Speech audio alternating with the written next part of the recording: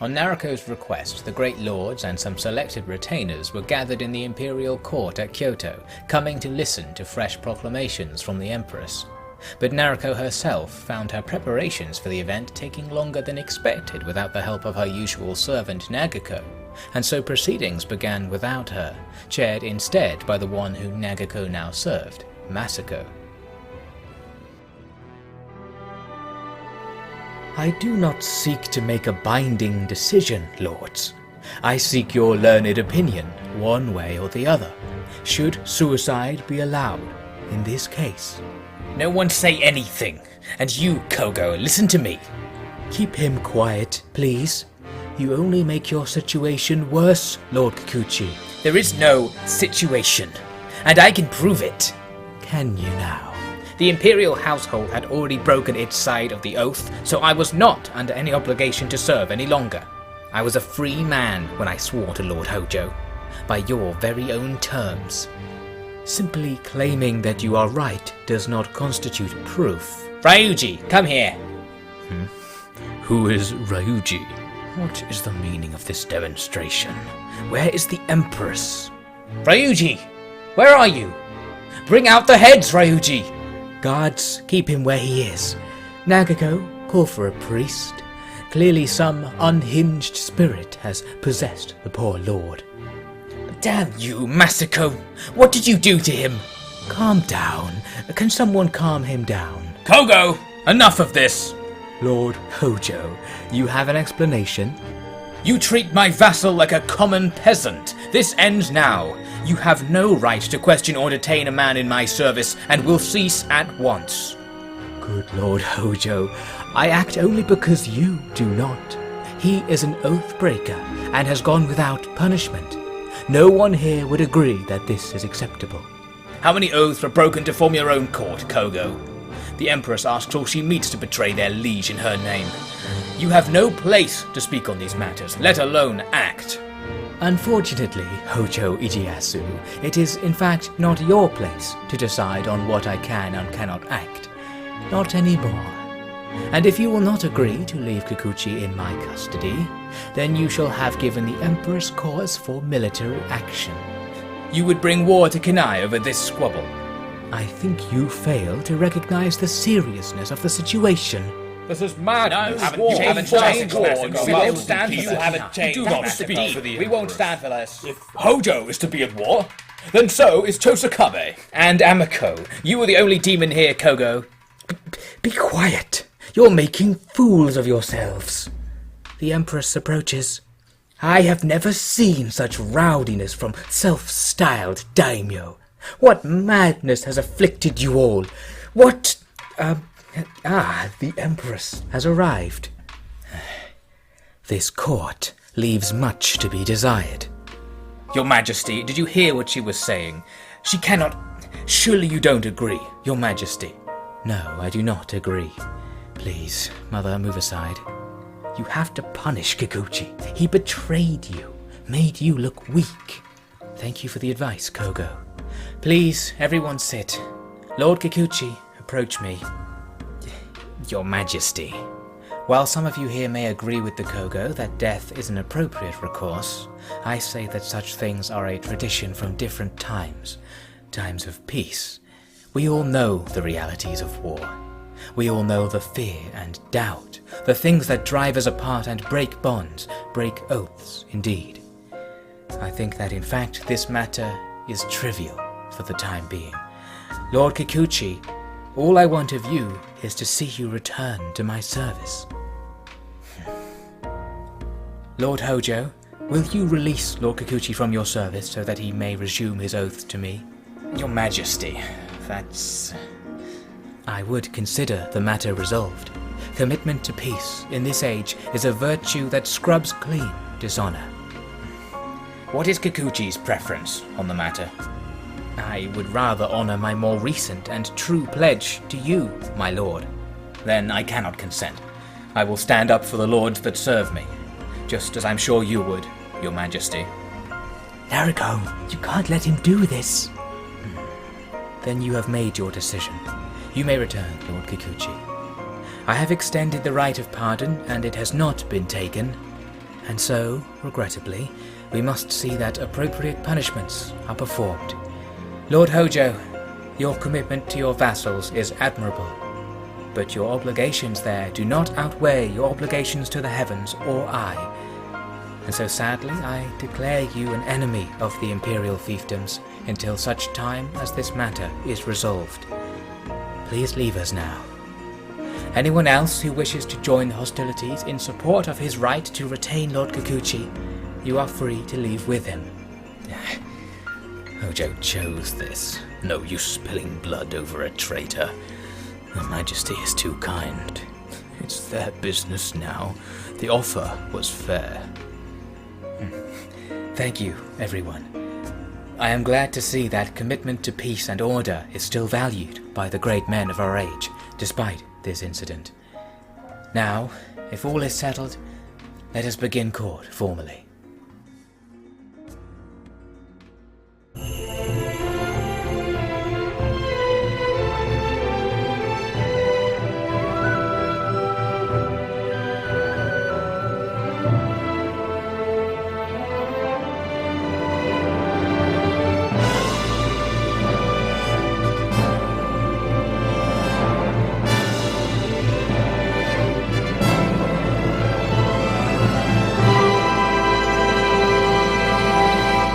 Hello and welcome back to Nariko's Treasure. What better way to let off some steam after a long day of court where tensions are undoubtedly high than to have a little bit of a practice fight in the court itself. Nariko has invited all of the guests to come and have a little bit of a showdown here where a lot of them seem to be ganging up on her personally. Perhaps they've got some personal steam to let off, but it's not going to help. Nariko's combat abilities certainly haven't softened during her time as Empress, so she is able to cover the floor in the crawling bodies of the defeated here as she manages to take down more than half of the challengers. Pretty easy to take them in one-on-one fights, which most of them are, so that's basically why she's having so much success. Unfortunately though, someone eventually catches onto her game and with 2 quick slashes cuts her down, so that's the end of the fight, but hopefully that's relieved a little stress for all involved. Anyway, we need to get away from the fun and games because we've got some serious business to attend to. As we have heard, we are now at war with the Hojo clan, and of course the Hojo clan's territory starts right outside Kyoto since they own Sakai and Nara. Now our real target, of course, is Lord Kikuchi here. We don't necessarily want to attack the cities because the cities contain our own troops. They were our own troops up to so very recently. If we can just get Lord Kikuchi to relent and come back to our side, then we'll take those cities without having to storm them, which would be difficult and, of course, be troubling to be attacking cities which are probably garrisoned very heavily with troops that are actually loyal to Nariko. So anyway, we catch up with Kikuchi, who was storming Osaka village, luckily able to stop him there, but of course we will have to face him in battle. He still doesn't particularly like us, and now he is obligated to fight with us. His troops rush forwards, mostly the cavalry, coming in a strange single file formation, which means they're just kind of constantly coming in. So we're now going to get a pretty prolonged battle as we try to secure our front line against these attacks. And every time we take down one enemy, we turn around to see another one coming in. So I'm not sure what starting formation they had that caused them to be coming in a single file line like this. Normally the cavalry attack is in somewhat of a group, but this is going to benefit us. This is probably easier to fight than all of the cavalry at once, and he did have a lot of cavalry. His entire army, of course, is roughly equal in size to us, so this is a nice chance to cut them down to size. But even as the last of the cavalry is still coming in, their infantry component is going to arrive as well. So seeing this, I'm going to quit this fight and go over to join our own cavalry, who are yet to be used, where we can now come for a big flank on the enemy's formation. They're advancing in a column formation, which makes it super easy to attack with cavalry. We slam into them, and there seems to be a big mess going on. Some of the enemy troops are rushing backwards, and it quickly becomes clear they're actually routing. They don't want to even get near our formation or fight at all, and with the cavalry attack coming in, that is going to totally seal the deal. So realizing this, I ordered my troops to actually just stay back. We don't necessarily want to be hunting down these troops because we want these troops to be ours. We have no particular quarrel with the men, only he who commands them. So I'm just going to call this battle off basically and let the enemy's army retreat as much as we can. The battle didn't come to an end though, so I had to go and look around the battlefield to see if someone was still alive, and towards the enemy side of the field I spotted an agent coming at us from the trees. Nariko, now on her own, is basically going to let this agent get the chance to leave, because he may still rout once he realises what's going on, but it seems he is determined to come for Nariko, and Nariko of course not going to allow that, so we managed to stop him from damaging us with surprising morale from this one single agent who seemed to have very much committed himself to an attack on Nariko. Quite suspicious in fact that he wasn't with the main army of course. So we're going to head back to our formation waiting there at the back. We lost a couple of men in this battle, the enemy army losing actually more than I expected in this fight. I thought I'd let the majority run away, but actually we were killing them so quickly in those few seconds where we had them engaged that actually the majority were killed, which is a shame really. So after that, Kikuchi escaped and we were left to attack another Hojo army that happened to be nearby, Lord Narita. This time we had a big numerical advantage, so I went in for a raiding strategy basically, just trying to attack the enemy while their formation is all broken up right at the start of the battle, and it goes pretty well because we have the numbers to do it. Nariko herself getting really stuck in, hacking through these enemy skirmishes. The numbers are just about sufficient that we can't just completely run them off the field. There is a short melee fight in a more static sense, but the enemy quickly start to rout, especially seeing Nariko's own tenacity as he slashes through them, even with our horse nearly falling beneath her there. So with that done, we now spend a few days travelling to the east, to the edge of our territory that was gained under the Takeda vassalship, because there we actually do border with the Hojo's main bulk of their territory. So we're going to try and just make an attack against them. I'm going to get Lord Honjo here to help me out. The basic objective is to put pressure on the Hojo, because we may be able to just get them to surrender Nara and Sakai to us without having to do much else. So we'll start a siege here at Ashigara Castle, although without Nagako here to do the engineering, it's actually going to take quite a long time, so better get waiting. Please sit, Nagako. Yes, Koko. You do not need to address me so formally. Call me Masako. That would not be right, Koko. You think? Well, I've got something to tell you that might change your mind. Okay? You, Nagako, are quite special as it happens. I had wondered where you drew your strength from. Such a little thing like you. It seems you've been fighting wars, meeting with daimyo, and talking politics with the Empress herself. Too remarkable for a mere servant girl, surely. Indeed it is. During this time you have served me, I have come across certain information that answered every question. You act like a lady of the land, because you are one. No, Kogo, whatever you think, it isn't true.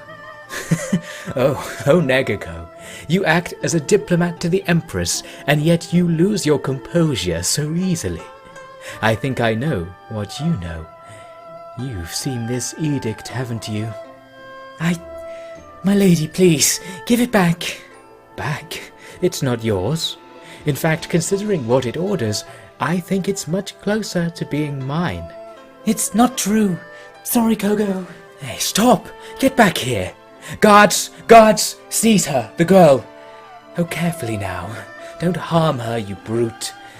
No one will be spilling her blood from now on, for it is as pure as my own. The next day we're ready to attack Ashigara Castle, so in we go. As usual, a rain of arrows going to be greeting us as we try to get through the first gate. I'm going to team up here with Kajiro as we follow our troops, and we want to be near the front to try and influence the main part of the battle, which will be happening right at the start, because the enemy are bringing lots of their melee troops down to the gate to try and stop us getting in, so this is where the fight will be decided. We of course have overwhelming numbers, so we should be able to win eventually, but we can make things much easier for our side using this cavalry pike once again. This is exactly what it's useful for in infantry battles, poking over the tops of melees, around corners, just taking out unsuspecting enemies while they're so far away and so distracted that they just don't see these attacks coming. So we quickly hack our way through the gate, a few enemies inside, now not going to be enough to stop us. This heavily armed samurai gets cut down by Nariko, and then she leads the attack into the enemy skirmishers right behind the gate. They of course won't last long, and many of them didn't even react to Nariko coming in. They were so intent on firing at the rest of our forces. So with this courtyard taken and most of the enemy's interior army now actually defeated, we storm the rest of the castle with ease. in the end losing 20 men between our own and allied forces, the enemy losing about 90, and of course losing the castle. We managed to free a lord to gain some relations as well, which is always nice. So now of course comes the annoying task of deciding who needs to take control of this castle. I ended up actually not going for the guy who hated me the most, because I thought he hates me so much, if I give him the castle, he might be about to defect at any moment, so I'll give it to someone who hates me a little bit less in the hope that this will actually keep the castle on our side. So that's all well and good, and things move on with all of this hate coming up. As you can see, it almost glitches out and actually fades away before it can even come onto the screen. There's just too many lords who get angry for it even to process it right now.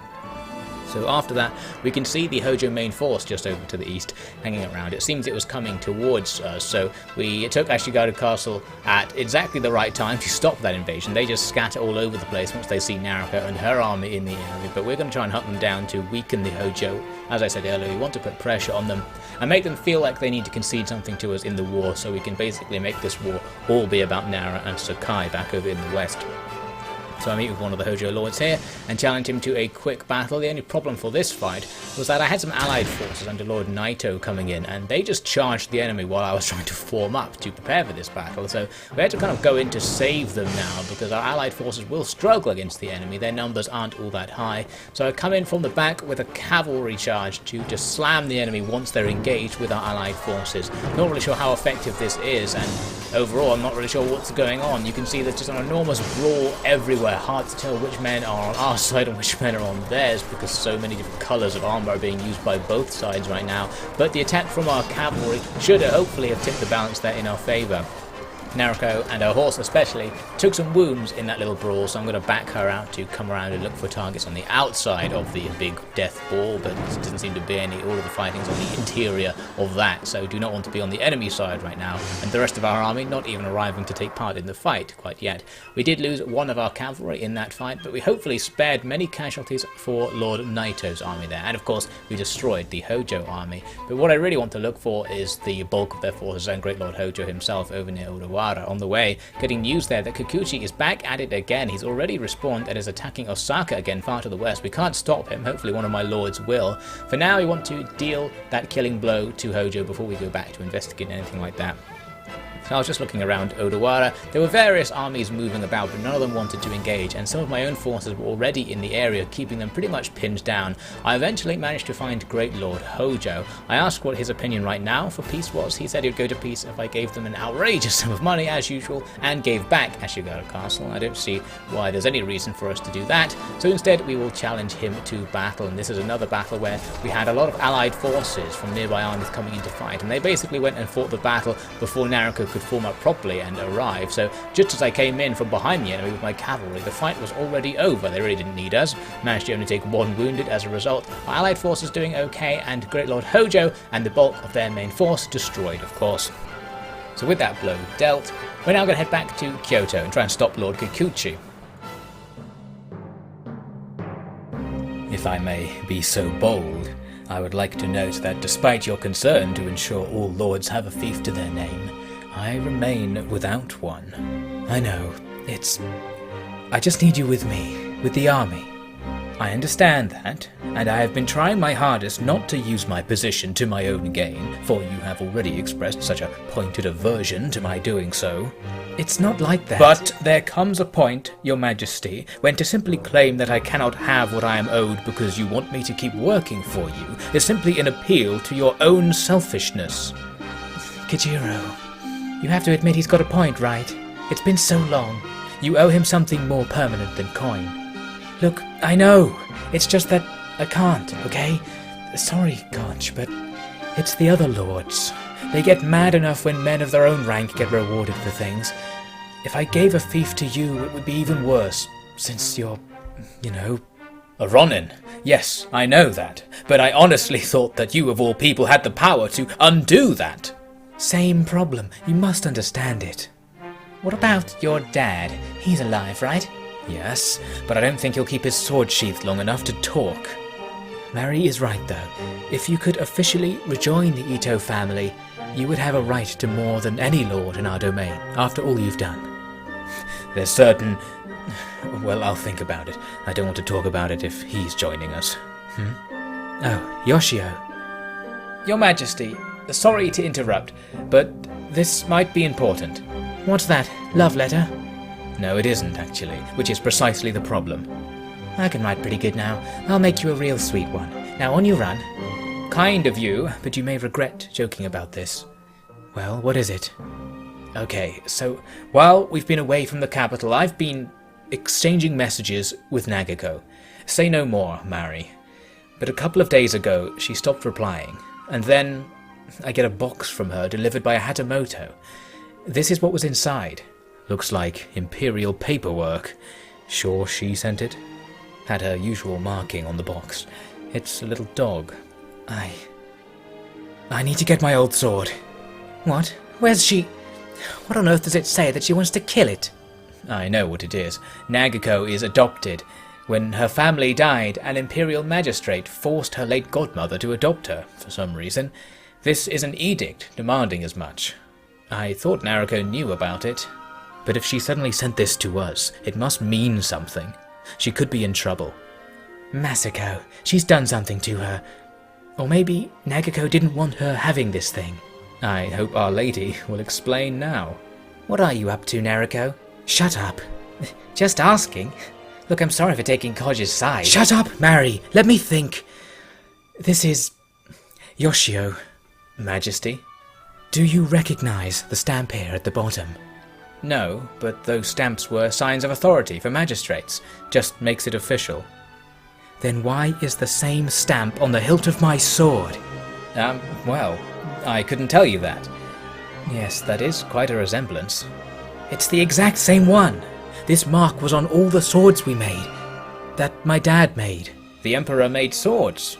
That's her father, not her dad. She means Matsunaga, the blacksmith. The blacksmith who apparently had a side gig as an imperial official or something.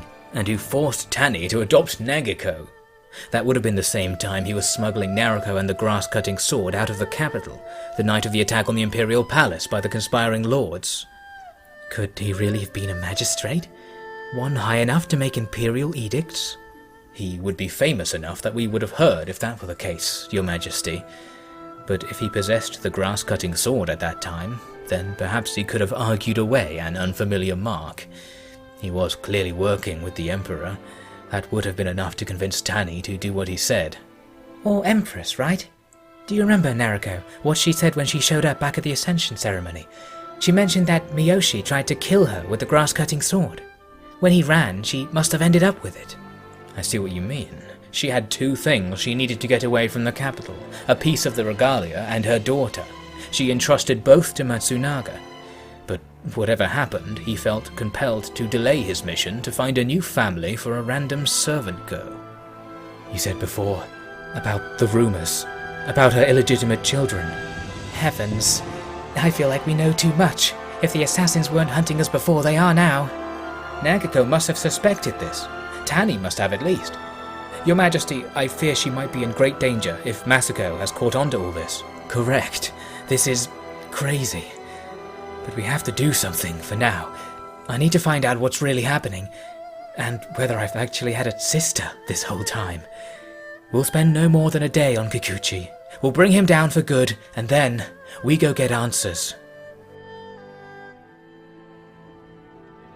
So we definitely need to leave the Hojo warfront for now and go back to Kyoto. Lots of reasons to be back there right now. On the way, we're actually driving some of the Hojo forces before us and forcing them to sort of run back out of their territory in front of us to avoid our wrath. Little do they know we're just trying to get past them, but still end up fighting some of their lords in battle, drawing allies in as well. We're not going to be taking any chances here. We're not really going to even bother attacking the enemy. Our allies are attacking them out there on that hill, and we're just going to provide fire support. And that fire support probably is actually going to do most of the work in the battle because it's pretty accurate. We have so many Hatamoto gunners who are snipers just like Nariko who'll be cutting down enemies here.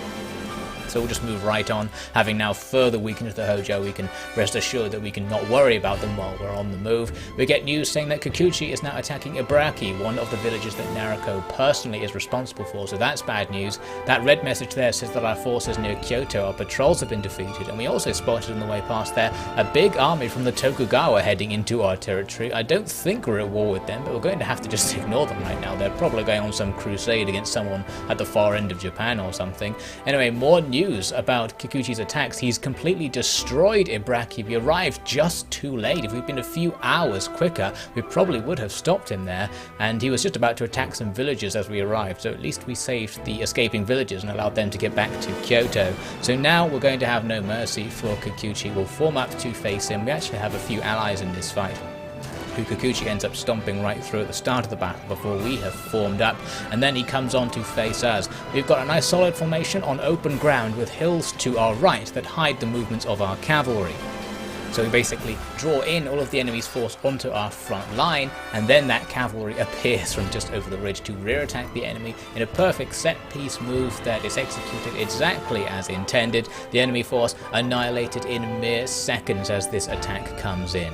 So with that, Kikuchi's raiding days should be over, at least for a short time, but we need to take him out more permanently, and the only way we can do that is to capture him and then just keep him with us, or keep him in a prison somewhere so that he can't reform his army.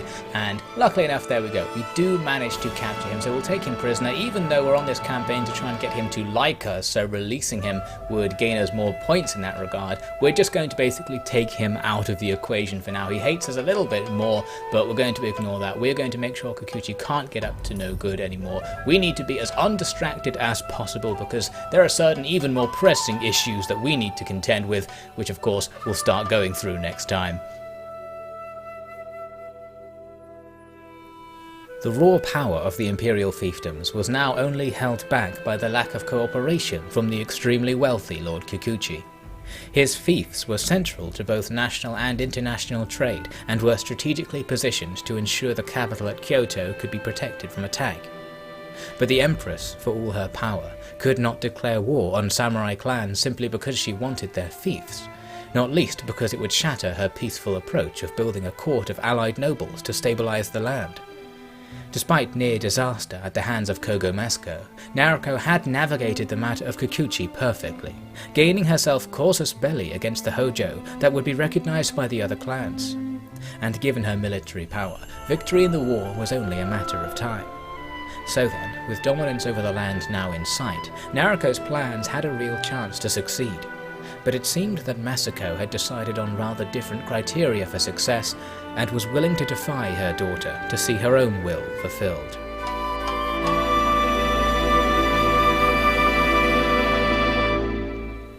Thank you so much for watching. Nariko will have to retrace the steps of her journey to try and put together what exactly is going on, but even if she can do that, she still needs to work out what she's going to do about it, all in the next episode of Nariko's Treasure.